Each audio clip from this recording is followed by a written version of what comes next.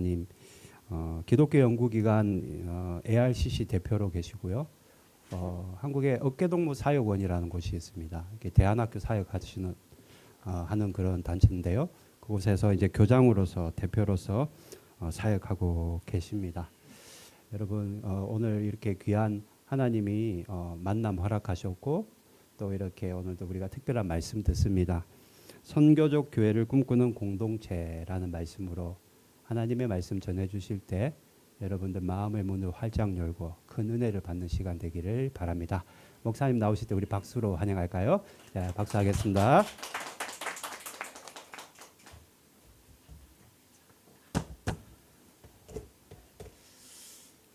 네, 일본에 이렇게 왔는데 또 귀한 공동체와 말씀을 나눌 수 있는 기회를 주셔서 너무 감사하게 생각합니다. 저는 일본에 대한 마음이 좀 특별합니다.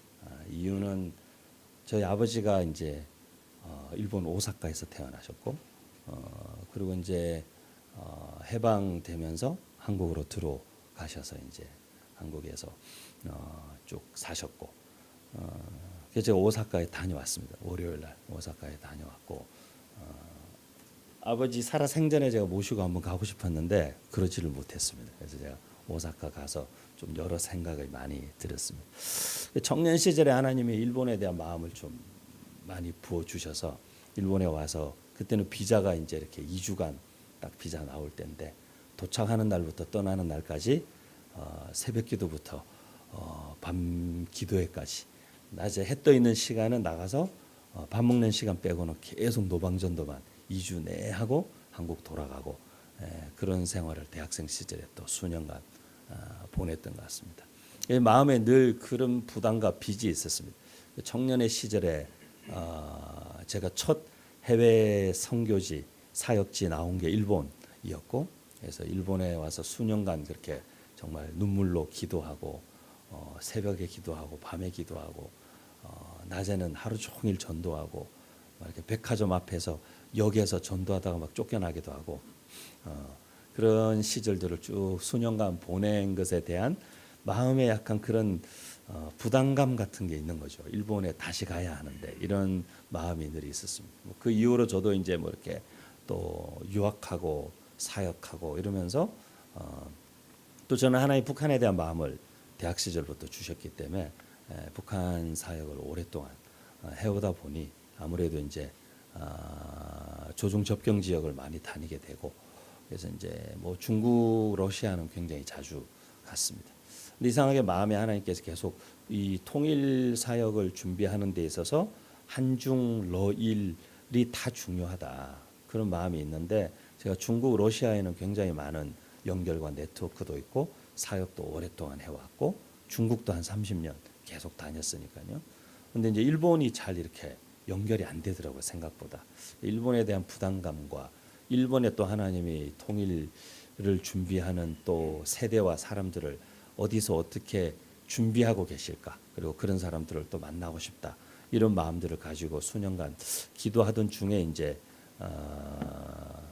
작년에 일본에 첫 발을 한 20몇 년 만에 다시 한번 뛰게 되었고 올해 또 이제 이렇게 오게 되었고 내년에는 아마 한 4-5번 정도 오게 될 것 같습니다. 그래서 또 하나님 문을 여시면 또 급물살을 타게 또 하시는 게 있으시니까 또 일본과 또 이렇게 이 한반도를 둘러싼 이 여러 나라들의 어떤 선교적 미래와 또 하나님 나라에 대한 꿈들을 일본에서도 또 함께 꿈꿀 수 있는 귀한 분들을 위해서 기도하는 마음으로 또 왔습니다. 그래서 이번에 오사카로 와서 교토로 해서 여기 이제 동경 어제 요코하마 또 갔다가 그리고 제가 기독교와 이 역사 유적지를 탐방하고 하는 여행을 많이 합니다. 그래서 중국도 1년에 4-5차례 가는 이유는 청소년들이나 청년들 그리고 이제 목회자들이나 성도들을 데리고 중국에 가서 두만강에서부터 압록강까지 쭉 가면서 우리나라의 복음이 전해진 역사 그리고 그곳에 있던 신앙 공동체 이야기 독립운동과 우리 한국 역사 관련된 이야기 그리고 여기도 뭐 그런 일 때문에 왔습니다. 이번에도 내년에 여기에 뭐 오사카, 교토, 동경, 요코하마, 홋카이도까지 역사 탐방하러 오는 교회 팀들이 있어서 그 팀들이 이제 제가 쭉 같이 안내를 하고 쭉 함께 다녀야 되니까 한번 제가 알고 있는 곳들이지만 좀 더 이제 동선이나 이런 걸 한번 자세히 조사해 보려고 답사차 왔는데 또 귀한 공동체와 목사님과 이렇게 만나게 돼서 감사하게 생각하고 또 저희 청년부 제자였는데 우리 맹집사님 우리 연철 형제가 결혼하고 이렇게 일본에서 또 살면서 또 그냥 이렇게 직장을 얻어온 차원이 아니라 어떤 선교적 부르심에 대한 고민을 하는 모습을 보면서 감사한 마음이 들었습니다. 저는 오늘 사도행전 11장 19절에서 26절까지 말씀을 보면서 이 선교적 교회에 대한 마음을 함께 좀 나누고자 합니다. 먼저 말씀 한번 함께 읽겠습니다. 사도행전 11장 19절에서 26절까지 말씀인데 저희가 한 목소리로 제가 옛날에 일본어 찬양을 막 그냥 외워서 불렀는데 아까 일본어로 하시는데 제가 다 그 읽을 수 있더라고요. 제가 그래서 되게 신기했습니다. 신기했는데 되게 한 7년 8년 만에 불러보는 일본어 찬양이었던 것 같습니다. 그래서 19절부터 저희가 일본어로 제가 읽기는 좀 힘들 것 같고 19절부터 저희가 26절까지 함께 읽겠습니다. 시작.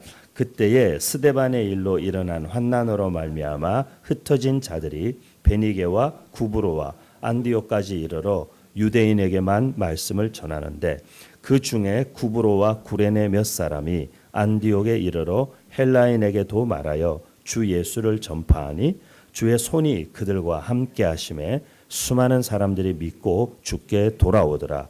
예루살렘 교회가 이 사람들의 소문을 듣고 바나바를 안디옥까지 보내니 그가 이르러 하나님의 은혜를 보고 기뻐하여 모든 사람에게 굳건한 마음으로 주와 함께 머물러 있으라 권하니 바나바는 착한 사람이요 성령과 믿음이 충만한 사람이라. 이에 큰 무리가 주께 더하여 지더라. 바나바가 사울을 찾으러 다소에 가서 만남에 안디옥에 데리고 와서 둘이 교회에 1년간 모여 있어 큰 무리를 가르쳤고 제자들이 안디옥에서 비로소 그리스도인이라 일컬음을 받게 되었더라. 아멘. 선교적 교회라는 이야기를 요즘에 많이, 물론 요즘이 아니라 벌써 한 10수년 한국 교회에서는 많이 이야기하고 있습니다. 근데 시대마다 어떤 논의들, 선교적 교회다, 무슨 하나님의 선교다, 이런 다양한 단어들이나 어떤 논의들이 나오게 될 때에는 그 어떤 시대적인 배경이 있죠. 근데 이 선교적 교회라는 논의는 사실상 어떻게 보면 되게 세속화되고, 그리고 세속화라는 말 안에는 어떤 이런 물질주의와 그리고 어떤 세상적인 이 현실적인 문제와 이런 여러 가지 것들이 사실 신앙과 굉장히 뒤죽박죽되면서 문화적인 요소들 이런 것들이 뒤죽박죽되면서 어떤 신앙의 본질적 가치 또 교회됨의 본질적인 모습 이런 것들을 잃어가면서부터 일어나는 어떻게 보면 굉장히 자성적이고 자생적인 교회가 교회다워지고 새롭게 되기 위한 어떤 움직임으로서 태동된 움직임이 현상이 선교적 교회와 같은 현상으로 지금 시대에는 또 나타나고 있는 것이라고 저는 봅니다. 그래서 어떤 이게 유행처럼 왔다 가는 또 한 번의 교회의 어떤 선교적인 이론이나 논리가 아니라 한국 교회가 그럴 만큼의 여유가 없는 것 같습니다. 그래서 거의 끝물에 와 있는 것 같고 이러다가는 걷잡을 수 없이 추락하는 시기가 곧 이제 코앞에 닥쳐 서서히 기울었지만 이제는 걷잡을 수 없이 추락하는 시기가 앞으로 한 10년 동안 정말 급격하게 나타날 것이다라는 위기감이 최고조에 달해 있는 시점이 지금인 것 같습니다. 지금인 것 같고 선교지에 있는 일본에 있는 특히 교회들은 매일이 위기겠죠. 매일이 위기겠고 매일이 선교적 위기 상황이기 때문에 다르겠지만 한국 교회는 아무래도 그곳의 한국 사람들 그리고 기존의 교회의 역사와 그리고 성장과 부흥과 이런 것들을 다 맛봤기 때문에 사실 어떻게 보면 그런 것들에 취해 있는 것이죠. 취해 있는 동안에 보이지 않는 곳에서부터 서서히 하부에서부터 기초에서부터 무엇인가가 무너지고 벽돌이 하나둘씩 빠지고 이러다가 어느 시점에 와르르 무너지게 될 조짐들이 있음에도 불구하고 그것들을 느끼지 못할 만큼 사실 어떻게 보면 도취해 있거나 무감각해져 있는 모습들인 것이죠. 그래서 그런 부분에 있어서 좀 더 이렇게 저는 우리 해외에 있는 교회들 볼 때마다 제가 지난 월요일 오사카에 들어와서 오사카에 이제 그 우리 한인들이 오래 전부터 사시던 지역들을 좀 이렇게 쭉 다녔어요. 왜 그 길을 다녔냐면 제가 저희 아버지, 저희 할아버지 아버지가 거기서 어디서 무슨 장사나 사업을 하셨는지는 정확하게는 모르지만 그래도 거기 초기 우리 한인들이 정착하고 사셨던 곳이니까 그래도 이 동네 어디쯤 아닐까 그런 마음 때문에 그 시장 거리를 막 이렇게 계속 이렇게 걸어 다니면서 계속 그런 생각을 했어요. 했는데 그래서 이제 어느 한 식당에 들어가서 밥을 먹게 됐어요. 우리 교포들이 하시는 식당에 가서 이제 밥을 먹게 됐는데 그분들이 이렇게 저희한테 와서 일본말로 막 하셨다가 한국말 하니까 한국말 하셨다가 또 옆에 있는 손님한테 가서는 일본말 막 하시고 근데 그렇게 왔다 갔다 하시면서 한국말하고 일본말하고 이렇게 왔다 갔다 하는 그분의 모습을 보고 있는데 제 마음에 이렇게 뭐가 울컥하면서 뭐가 자꾸 올라오는 거예요. 이렇게. 왜냐하면 저는 이렇게 해외 우리 디아스포라라고 하죠. 흩어져 살아가고 있는 우리 한인 동포들, 조선족, 고려인, 제일동포, 뭐 재미교포 할 거 없이 저는 이렇게 해외를 많이 다니는 편입니다. 그래서 연중 계속 해외를 다니면서 이민교회들 사역을 하고 집회하고 많이 하는 편인데요.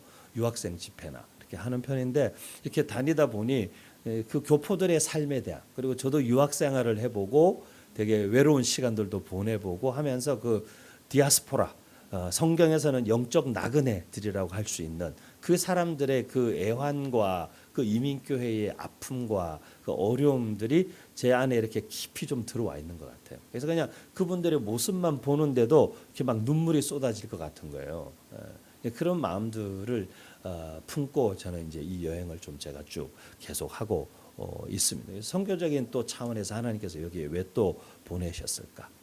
근데 저는 우리 해외 이민교회, 디아스포라 교회, 선교지 교회를 가면 늘 드리는 말씀이 여러분 해외에 세워진 교회는 이민교회들 내지는 여기 현지 선교지에 있는 교회들은 태생적으로 선교적 교회입니다. 여러분들.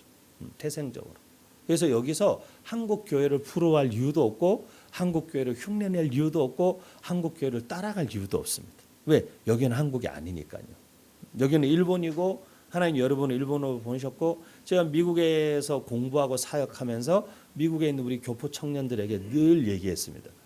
교포 청년들한테 물어봤어요. 저는 유학생으로 갔으니까 거기 와 있는 교포 청년들하고 청년 사역을 하게 되면서 물어봤어요. 너는 미국에 왜 왔니? 그러니까 대다수 아이들이 자기는 별로 오고 싶지 않았다는 거예요. 근데 어느 날 엄마 아빠가 짐 싸서 가자니까 자기는 선택의 여지가 없었다는 거죠. 자기는 선택의 여지가 없었다. 뭐 아빠가 사업이 망했다. 뭐 아빠 하던 일이 잘 안 됐다. 뭐 때는 가정이 깨졌다. 여러 이유들로 여기 온 거죠. 그러니까 얘네들 마음에 무슨 생각이 있냐면 나는 별로 오고 싶지 않았는데 엄마 아빠의 사정 때문에 나는 여기 억지로 끌려와 있는 거예요. 원치 않는 삶을 살고 있다. 이렇게 생각하는 거죠. 근데 제가 그 이야기들을 계속 들으면서 하나님 제 마음에 그런 마음을 주셨어요. 이 아이들의 생각이 바뀌어야 된다. 뭐가 바뀌어야 되는가? 요셉이 그렇게 표현하잖아요. 형들이 자기를 팔았어요.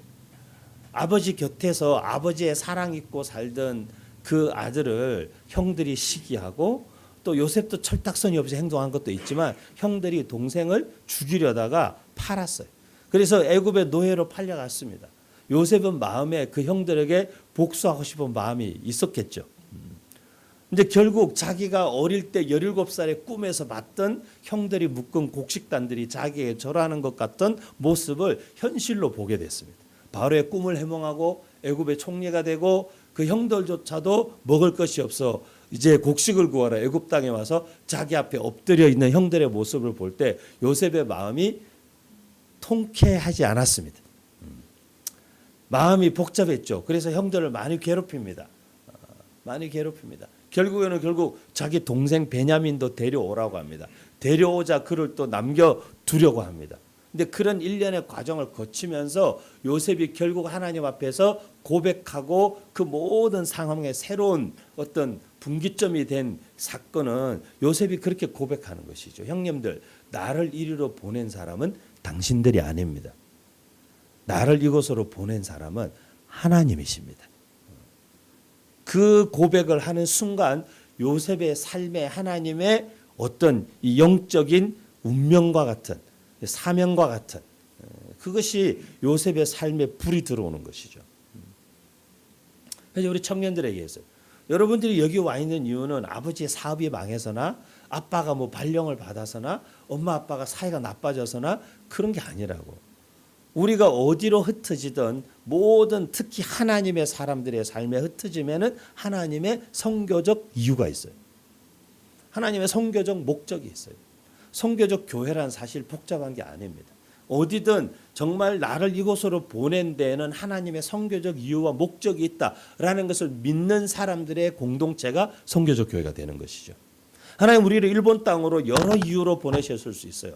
우리는 우리가 선택해서 왔다고 생각할 수도 있어요. 아니요, 우리는 어쩔 수 없는 상황에 떠밀려서 왔다고 생각할 수도 있어요. 일본에 와 있는 우리 교민들의 삶도 제가 자이니치에 대한 책도 많이 읽고 저는 역사를 좋아해서 역사책도 몇 권 쓰고 역사 강의도 많이 하다 보니까 특히 우리 한인 디아스포라들의 역사를 많이 공부했어요. 미주 이민 역사, 일본 이민 역사, 중국 이민 역사, 러시아 고려인들의 역사 그런 100년, 150년 역사들을 많이 공부했어요. 얼마나 말도 되지 않는 일들이 많았습니까 그 안에.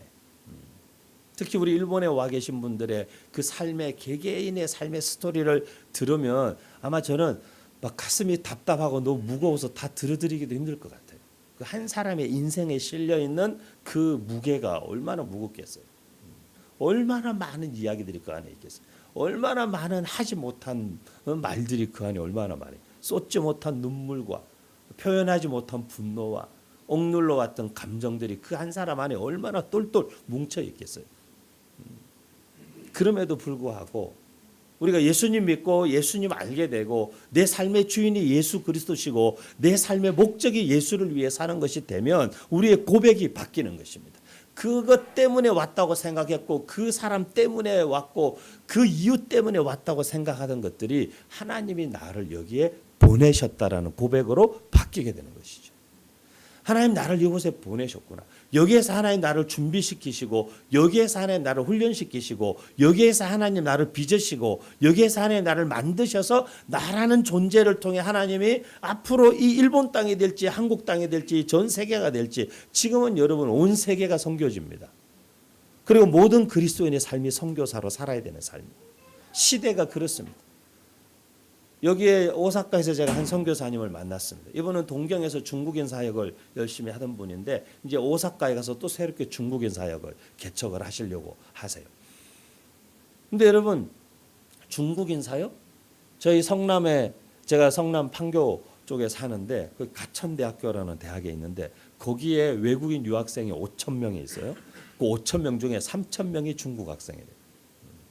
중국 학생 3천 명을 어디 가서 한 번에 만나겠습니까?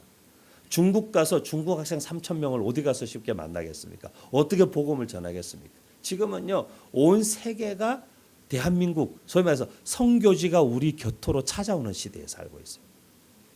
근데 디아스포라 교회는 이 선교지에 세워진 이 교회들은 하나님이 그냥 선교지 그 상황 속에 선교적 목적을 위해서 세우신 교회이기 때문에 여기에서 선교적 사명 이외에 다른 어떤 것들에 우리가 몰입하고 다른 어떤 것들을 추구하고 다른 어떤 것들을 생각하면 내 마음만 어려워지고 교회만 어려워지는 거예요.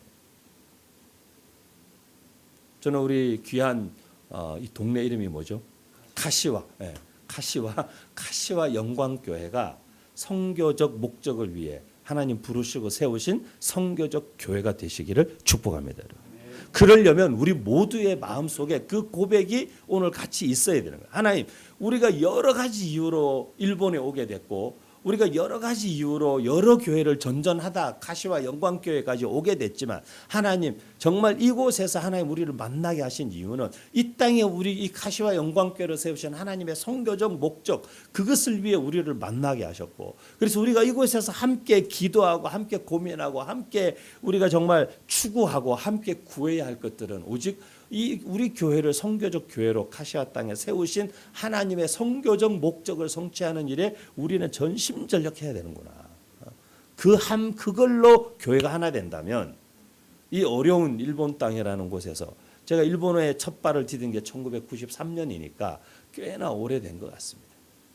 일본도 제가 어느 정도는 이해하고 잘 알지 못해도 알지만 일본에서 한 사람 예수 믿고 전도하기가 얼마나 어렵습니까? 근데 하나님께서 이 땅에 교회를 세우시고 여러분 교회를 이곳까지 오게 하신 데에는 저는 하나님의 분명한 선교적 목적이 있다고 믿습니다. 그런 선교적 사명 감당하는 귀한 카시와 영광교회 되시기를 축복합니다, 여러분. 오늘 본문에 등장하는 이 사람들은 아직까지는 안디옥 교회라고 불리지 않던 사람들이지만 안디옥 교회의 기초가 된 사람들이죠.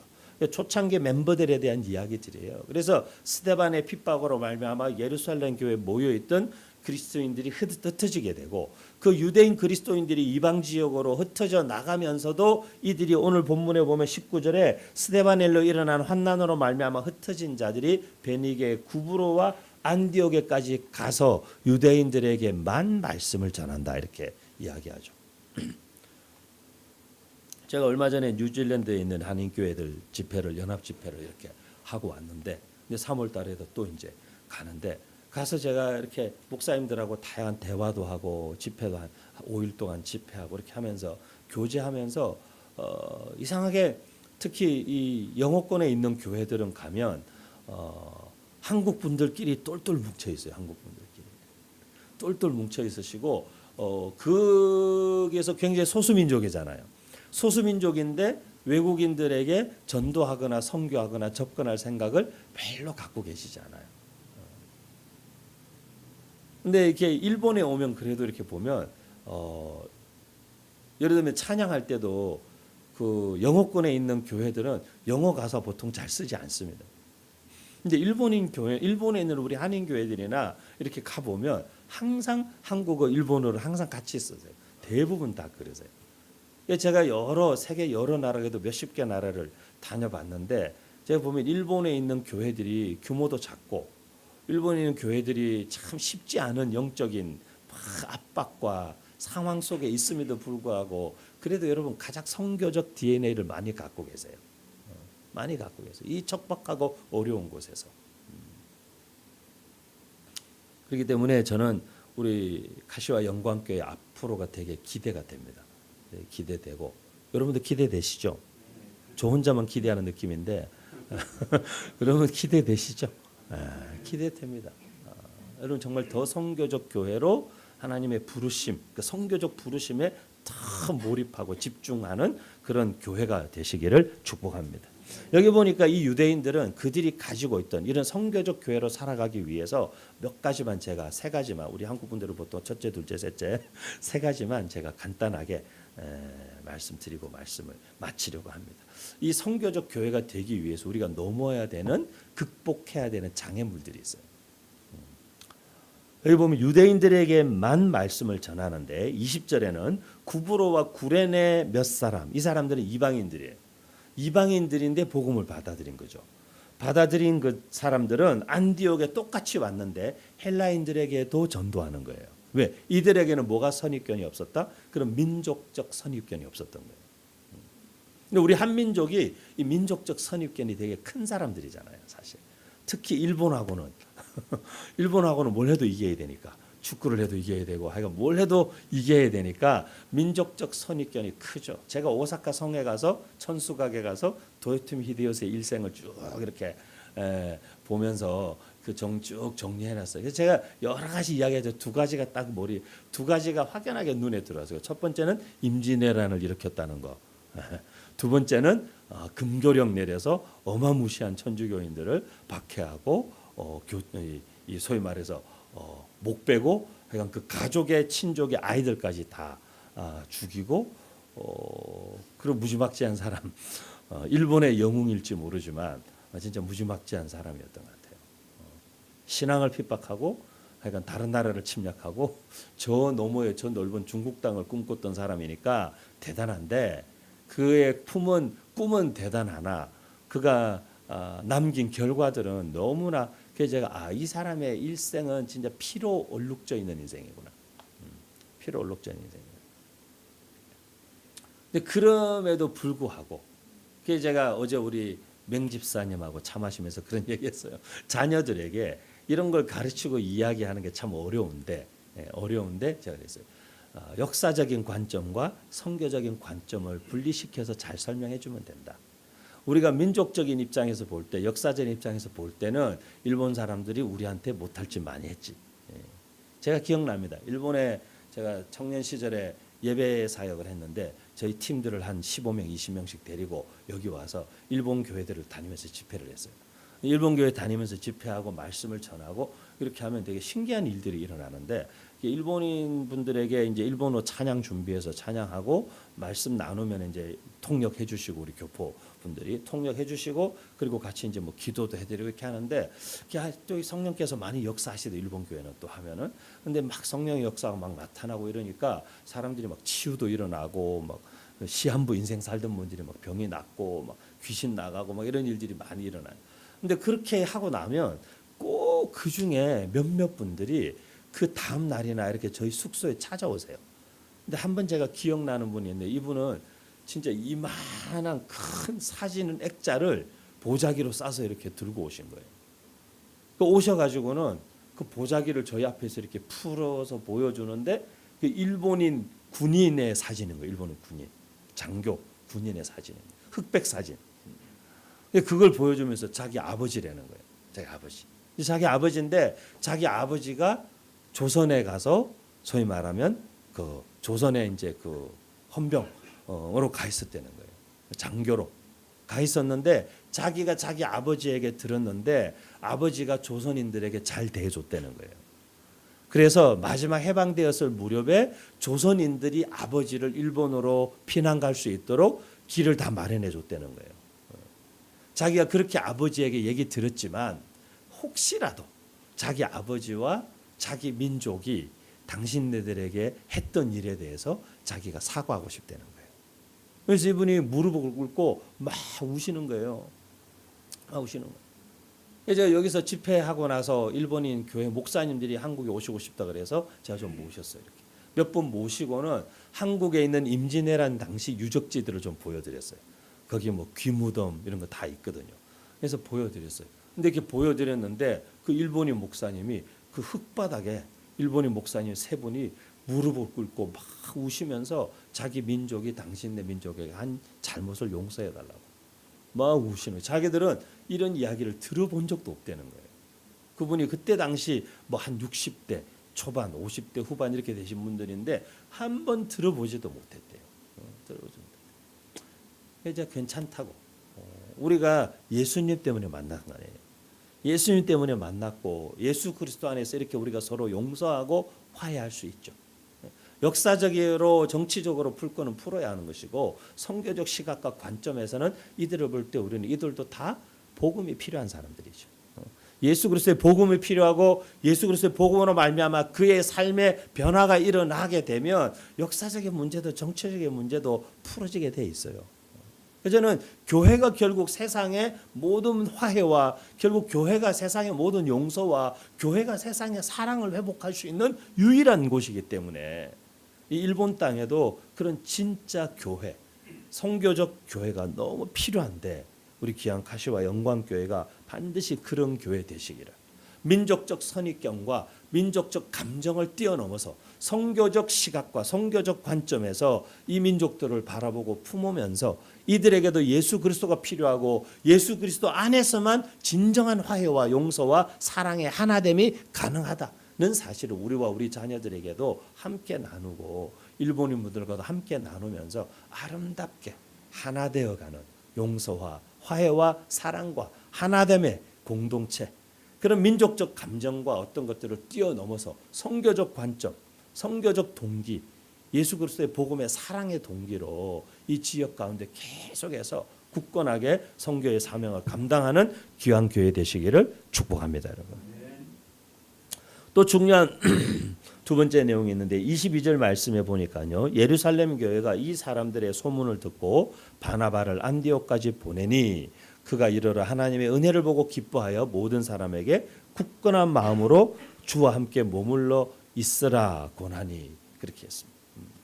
우리가 보통 전통적인 그 선교적 관점은 우리가 이렇게 누구에게 가고 누구에게 가서 어떤 복음을 증거하고 이런 것들이 대부분 전통적인 선교의 관점인데 지금 시대는 사실 새로운 선교적 관점 그리고 보통은 우리가 선교지에 가서 교회를 세우고 이런 패러다임에 많이 젖어 있었죠. 교회를 세운다는 것은 주로 이제 건물을 짓는 거죠. 저희 부모님도 한국에서 한 30여 년 목회하시고 일찍 은퇴하시고 50대 후반에 일찍 이제 원로 목사 되기 직전에 원로 목사 하지 않으시겠다고 은퇴하시고 선교사로 두 분이 나가셨어요. 그것도 뭐 파송을 받거나 하지도 않고 그냥 진짜 자비량으로 두 분이 나가셔서 그냥 하나님이 주시는 채워 주시는 거고 그렇게 그냥 평생을 여생을 또 20여 년 넘게 선교지에서 캄보디아의 그것도 가장 오지에 선교사가 한 번도 들어간 적 없는 지역에 가셔서 두 분의 삶을 거기 다 들이셨어요. 그리고 두 분이 건강과 여러 가지인데 더 이상 선교를 지속할 수 없을 때까지 계시다가 한국으로 모시고 오고 태국에 살고 있던 저희 누님과 매형이 또 헌신해서 그 지역에 들어가서 그 사역을 계속 이어가고 있고 이어가다가 한 2년여 만에 저희 매형이 또 대장암이 발견돼서 투병 한 2년 반 하시다가 일찍 소천하시고 지금 저희 누님이 혼자 그 선교지를 계속 이어서 이제 사역하고 있죠. 근데 선교라는 게 저희 아버지가 가셔서 거기에 많은 교회를 세웠어요. 진짜 뭐 한 40개, 50개 넘는 교회들을 세우고 학교들을 여러 군데 세우고 하셨는데 사실은 굉장히 저희 아버지가 사람 키우는 일도 같이 하셨기 때문에 지금도 저희 누님이 그 아버지가 키우셨던 그 제자들이 당시 청소년 고등학생이던 아이들이 저희 아버지를 통해서 수년간 훈련받고 교육받아서 한국말 지금은 저희 누님이 소위 말해서 교회 재직회나 교회 모든 회의를 한국말로 할 정도로 그 교회에 그 사람들이 중진이 다 된 것이죠. 그 청년들이 청소년이던 아이들이 자라서 교회 집사님이 다 됐어요. 이제 그 친구들이 저희 누님의 너무 든든한 동력자들이 된 거죠. 근데 선교 그러면 한국 교회가 너무 이렇게 물량적이고 건물 구조 그리고 프로그램 중심으로 이렇게 선교해 왔지만 아닙니다. 사실 선교의 본질과 선교의 가장 근본적 관심은 사람이고 영혼인 것이죠. 한 사람 한 영혼을 통해 또 다른 한 사람 한 영혼이 예수 그리스도로 돌아오게 하는 것이 선교죠. 복음을 전한다라고 말할 때는 한 사람을 예수 그리스도께로 인도하고 이끄는 것이죠. 전도지를 나눠주는 행위 자체가 전도가 어떻게 보면 아닌 것이죠. 전도는 한 사람의 영혼을 예수 그리스도께로 인도하는 것이죠. 그래서 새로운 만남, 새로운 만남. 그러니까 우리 목사님도 만남이라는 표현을 쓰셨는데 제가 만남이라는 책을 썼어요. 한국 역사책. 한국 230년 역사를 만남이라는 키워드로 쭉 관통해서 정리한 만남이라는 책을 썼는데 이 하나님의 역사는 만남에서부터 시작되거든요. 신앙의 출발도 예수 그리스도와 예수 그리스도를 모르는 한 사람의 만남, 교육도 스승과 제자의 만남, 결혼이나 가정도 한 남자와 한 여자의 만남, 모든 것은 만남에서부터 출발하죠. 하나님 나라의 새로운 비전과 도전과 꿈도 만남에서부터 시작하죠. 교회도 우리 목사님이 혼자서 교회를 하실 수 없잖아요. 이곳에서 함께 마음과 뜻을 함께하는 좋은 믿음의 동력자들 성도들과의 만남이 교회라는 공동체를 또 시작되게 하고 모든 것은 만남에서부터 출발해요. 예전에 선교도 신앙도 만남으로 설명해야 된다. 만남으로. 선교나 신앙생활이라는 것이 교회 안 다니던 사람이 교회를 오는 것, 주일날 신사에 가던 사람이 예배당에 오는 것 자체를 신앙이라거나 그것을 하나의 어떤 예수 그리스도의 생명적 관계로 볼 수 없다는 것이죠. 반드시 예수님 만나야 되고 예수 그리스도를 알아야 되고 그분과의 만남과 인격적 관계성이 이어지는 것이 신앙생활이라고 그들에게 이해되어져야 되는 거지. 그냥 일요일이 아니 뭐 신사에 가던 사람이 가는 장소만 교회라는 공간으로 바뀌었다고 해서 그것이 신앙이 아니라는 것이죠. 그래서 우리가 전통적으로 해오던 선교의 방식이 아니라 이제는 특히 일본이 그렇잖아요. 이 사람들과의 관계성 그리고 그 사람들로부터 어떤 신뢰를 얻고 하는 이런 관계, 중국에는 관시라 그러잖아요. 여기서도 그런 관계의 신뢰가 없이는 사실 복음을 전한다는 게 정말 어려운 땅이 또 일본이잖아요. 그렇기 때문에 이곳에서도 여전히 그냥 이렇게 뭔가 물량적이고 건물 중심적이고 이런 선교가 아니라 저는 우리 카시와 영광교회가 진짜 사람 중심, 영혼 중심, 한 사람과 한 사람과의 만남을 소중하게 여기고 우리가 우리 이웃에 하나님 선교지를 우리 이웃에 두신 거잖아요. 여러분 선교지가 꼭 비행기 타고 배 타고 어디 가서만 거기가 선교지라는 시대는 이제 그 패러다임에서도 그런 선교적 관점에서도 벗어나야 합니다. 특히 여러분은 선교지에 계시기 때문에 이웃이 선교지잖아요. 지금 우리 한국도 마찬가지예요. 우리 한국도 마찬가지. 서울 수도권은 좀 낫다고 하지만 서울은 제가 지방 여러 도시들을 다니는데 가 보면요. 이제는 지방의 도시 지방 어느 큰 도시 가도 식당에 일하는 종업원들의 7, 80%, 100%가 다 외국인들이에요. 그분들이 없으면 이제는 비즈니스도 돌아가지 않을 지경이에요. 대학생 우리나라의 대학교에 학생 모집이 안 돼서 전 세계를 총장님들이 돌아다니면서 외국 학생들을 모집을 해와야 돼요. 그리고 그들에게 어마어마한 장학금을 우리나라가 국가에서 지급을 해줘야 겨우 대학을 유지할 수 있는 정도예요. 일본은 이미 벌써 10수년 전부터 여기에 유학생들을 유치하고 그 유학생들이 이 나라에 정착하고 살아가는데 되게 좋은 제도적인 장치들을 많이 했다고 들었어요. 근데 우리나라는 이제 시작이에요. 이제 시작이에요. 선교적 패러다임이 바뀌었어요. 가서 하는 선교가 아니라 이제는 선교지가 우리 곁에 와 있는 시대에 살고 있어요. 여러분은 그걸 매일매일 순간순간 그 상황 속에 계시잖아요. 그러니까 이 상황 속에 있는 우리 한 사람 한 사람은 얼마나 더 우리 안에 선교에 대한 열정과 선교에 대한 어떤 부르심의 그 활활 타는 심장이 우리 안에 필요하겠습니까? 하나님 우리를 여기에 일 때문에 공부 때문에 다 그렇게 보내신 것 같지만요. 아니에요, 여러분. 하나님 여러분 보내신 이유는 여러분을 이곳에서 선교의 통로, 복음의 통로, 사랑의 통로 되도록 내가 만나는 사람에게 나를 통해 예수 그리스도의 복음과 생명이 전달되도록 하기 위해 주님이 우리를 여기에 보내셨다는 사실을 기억함으로 진정한 선교적 교회, 선교적 삶을 살아가시는 가시와 영광교회와 성도님들 다 되시기를 주님의 이름으로 축복합니다. 마지막으로 건물을 넘어서 세상을 향한 되게 창조적인 도전이 필요한 때입니다. 25절에 바나바가 사울을 찾으러 다소에 가서 26절 만남에 안디옥에 데리고 와서 둘이 교회에 1년간 모여 있어 큰 무리를 가르쳤고 제자들이 안디옥에서 비로소 그리스도인이라 일컬음을 받았더라 그랬어요. 제가 일본에 선교 왔을 때 기억이 나요. 이렇게 20대 때 왔으니까 이 20대 청년들이 얼마나 막 이렇게 특히 선교지 해외에 나왔으니까 얼마나 들뜬 마음도 있잖아요. 그러니까 막 한국 애들 막 들떠 있으니까 또 다 찬양 사역하는 애들이니까 얼마나 목소리가 크겠어요, 그죠? 발성도 잘 되고 막 떠들면 선교사님이 계속 그분은 선교사님 아니고 제일교포 3세셨는데 저기 시곡구의 니하마라는 곳에 계시는 분이셨는데 근데 그분이 저희 보고 제발 조용히 하라고. 그분이 사시는 집도 이렇게 그 일본 집이 그 되게 얇잖아요, 벽이.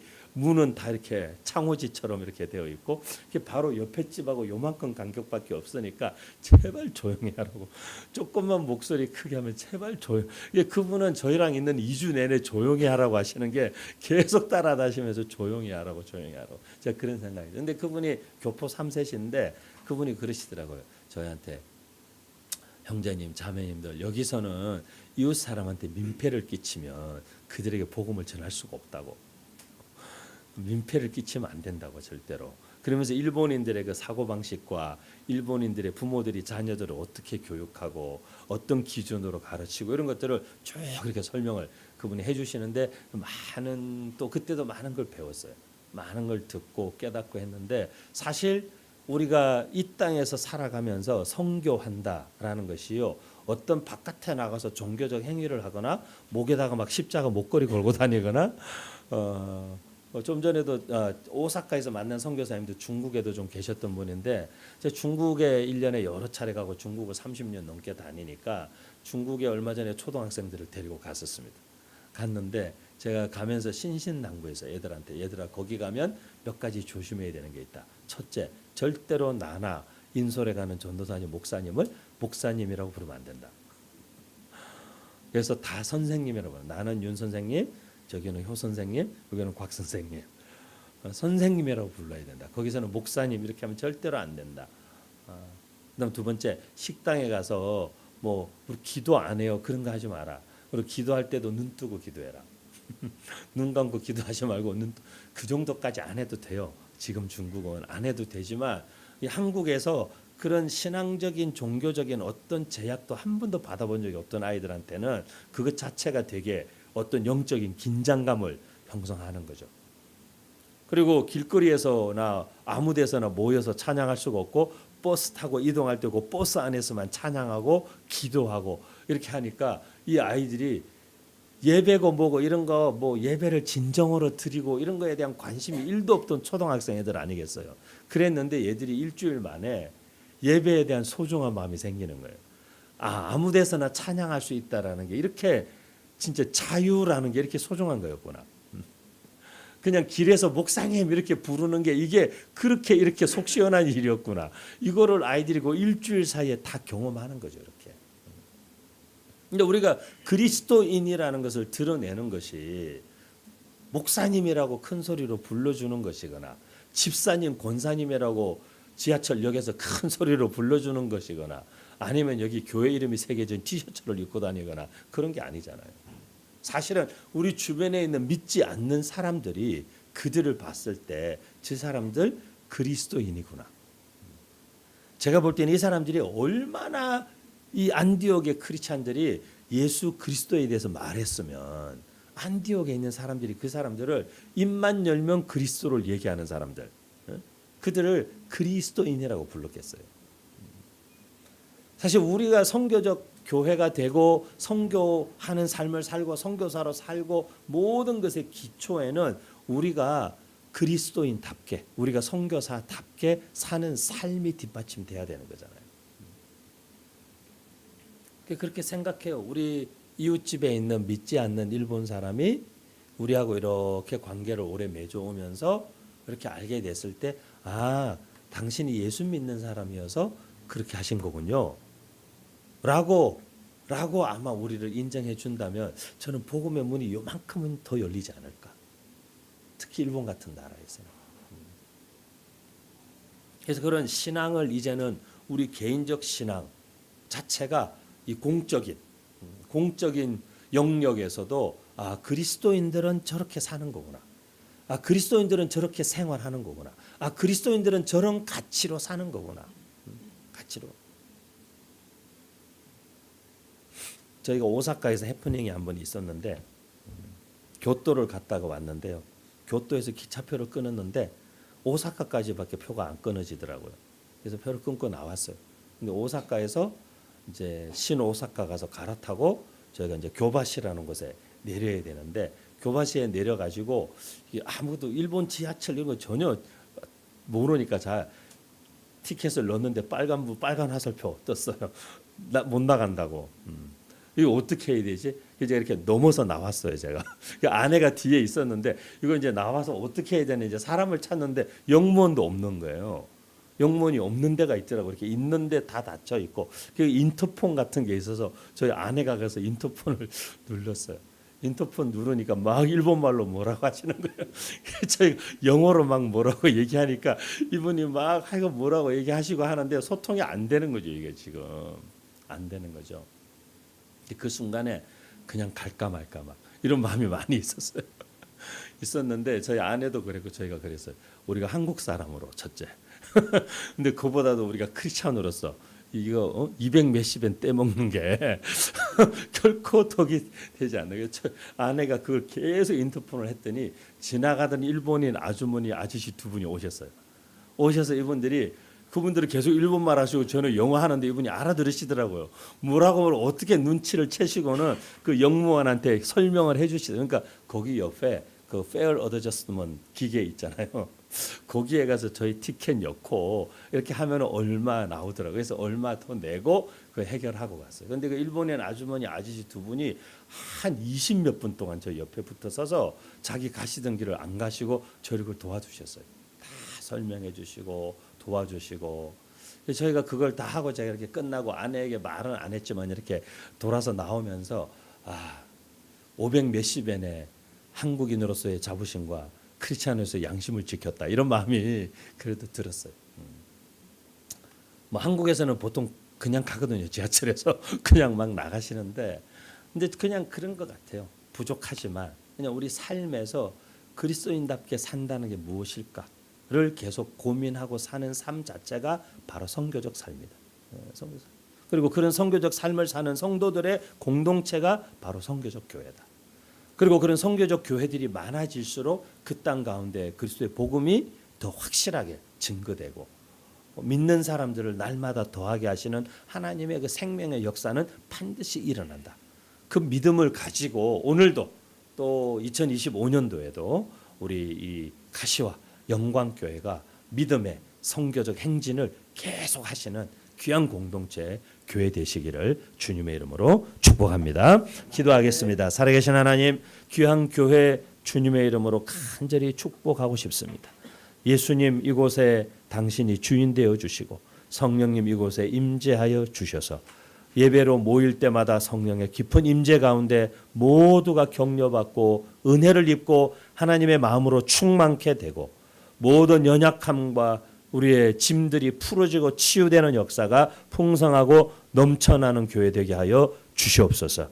우리 귀한 사랑하는 목사님과 함께 섬기는 귀한 성도들 한 분 한 분들이 함께 하나님 나라와 그 선교의 사명을 향하여 온전히 전력 질주할 때에 하나님께서 돌보시고 하나님께서 되게 하시고 하나님께서 이루시는 역사들을 많이 놀랍고 풍성하게 경험하는 교회 되게 하여 주시옵소서. 이곳에서 생수의 강이 솟아나게 하시고 이곳에 들어오는 자들 이 성도들의 삶을 통해 이 파이프라인을 통해 정말 흘러가는 생명수를 정말 먹고 마시는 심령들마다 예수 그리스도로 돌아오는 역사가 날마다 풍성한 교회 되게 하여 주시옵소서. 귀한 성도님들 우리의 일상 속에 힘겹더라도 그리스도인답게 살아내기로 결단하고 선교적 삶을 살기로 결단하고 몸부림치며 나아갈 때 성령님 도와주시고 이 가운데에서도 하나님의 자녀다운 삶을 살아감으로 말미암아 그 삶을 통해 또 다른 사람들에게 도전이 되고 증거가 되고 그것이 복음의 확증이 되어서 하나님 나라가 확장되고 생명의 역사 풍성케 나타나는 선교적 삶 살아가는 성도님들 한 분 한 분 되도록 성령님 붙잡아 주시옵소서. 그런 성도들의 공동체인 가시와 영광교회가 선교적 교회로 2025년도에도 앞으로도 놀랍게 선교적 사명 감당하는 복된 교회로만 쓰임받고 세워지도록 주여 역사해 주시옵소서. 감사드리며 좋으신 예수님의 이름으로 기도드립니다. 아멘.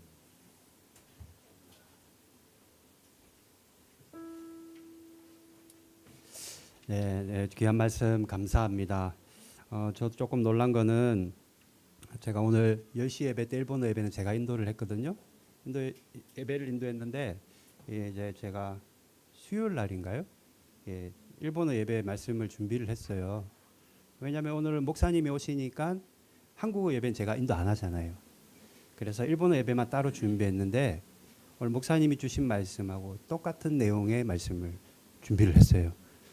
그러니까는 저는 목사님이 무슨 내용으로 말씀 전할지 그때만 해도 뭐 받아본 게 없었거든요. 그래서 제가 저희 아내한테 역시 우리 하나님은 한 분 하나님이시다. 동일한 이렇게 은혜로 말씀을 주시는구나. 너무 감사했고 오늘 주신 말씀처럼 여러분 우리가 왜 일본에 왔고 내가 여기 왜 왔나? 공부하러 왔나? 돈 벌러 왔나? 먹고 살려고 입에 풀칠을 하려고 일본 땅에 와 있나? 아니라는 거예요. 하나님이 우리를 보내신 목적이 있다라는 겁니다. 그것이 일본 영혼을 사랑하고 품고 복음을 전하는 것이다. 이 귀한 말씀 주셔서 너무 감사하고 2025년도 한 해를 정리하면서 목사님을 통해서 주시는 말씀이 여러분들 삶 가운데 꼭 실천되고 적용되어지기를 다시 한번 주님의 이름으로 축복합니다. 찬양할까요? 우리 부흥 찬양할까요? 부흥.